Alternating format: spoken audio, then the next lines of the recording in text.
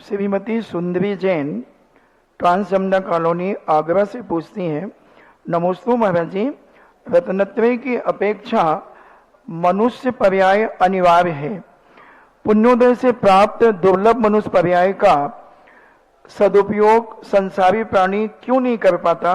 किस कर्म के उदय से वो सदुपयोग नहीं कर पाता? कर्म का उदय कम कारण है हमारी अज्ञानता,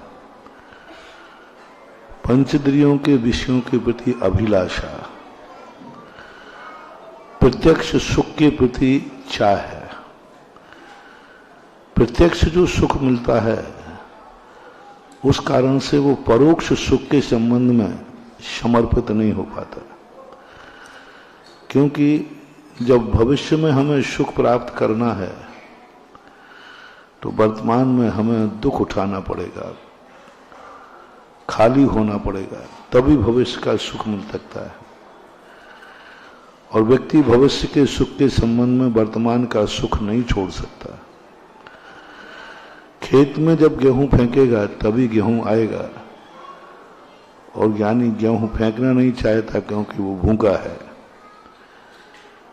भूखे व्यक्ति से एक भूखा व्यक्ति है, भूखा व्यक्ति दो काम उसके सामने है, उसको भूख लगी है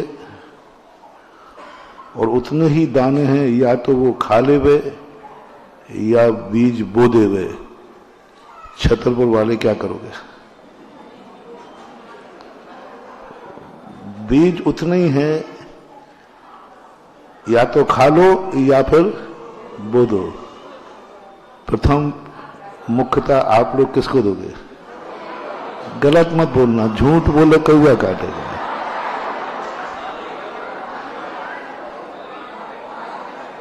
कोई नहीं बोलेगा, सब भूखे लोग खाने को बैठ जाएंगे। भूखा क्या नहीं करता?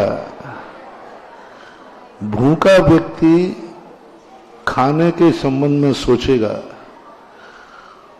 क्योंकि वो जानता है कि बोने के बाद हमने बो भी दिया, फल के आएगा भी, ये कोई गारंटी नहीं है।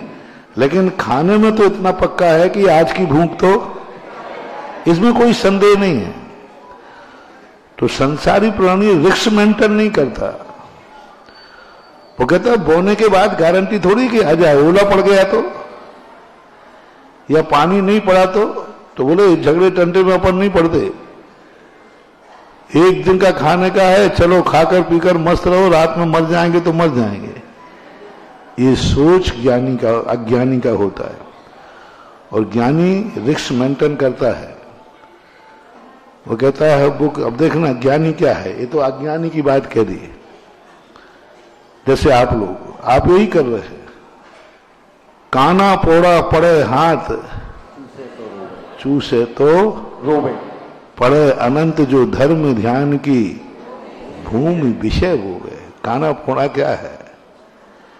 उसी पौने के लिए काना पोड़ा बांधते हैं। गांठ जहां होती ना, गांठ काना, वहां एक आंख होती है, एक आंख होती है।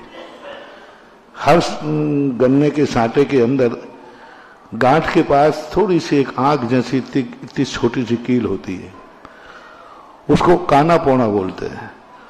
वह चूसे तो उसमें कोई रस नहीं निकलता, बल्कि मुंह खराब और हो जाता है। लेकिन उसी को जमीन में बो देता है तो नया गन्ना वहीं से फूटता है।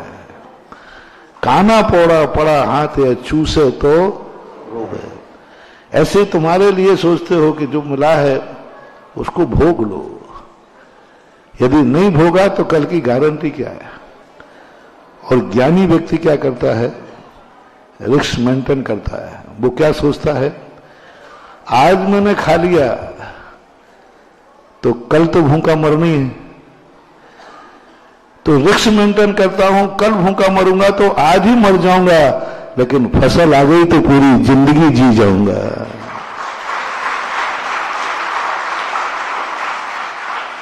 एक रात कम जिए तो हैरत क्या, हम उनमें से हैं जो मसाले जला के जिए।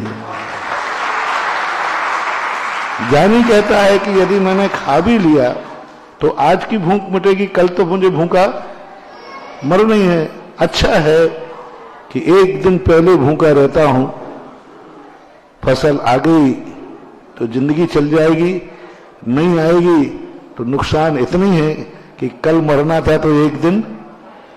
ये ज्ञानी का सोच होता है। इसलिए ज्ञानी पुण्य के उदय को भोगता नहीं है।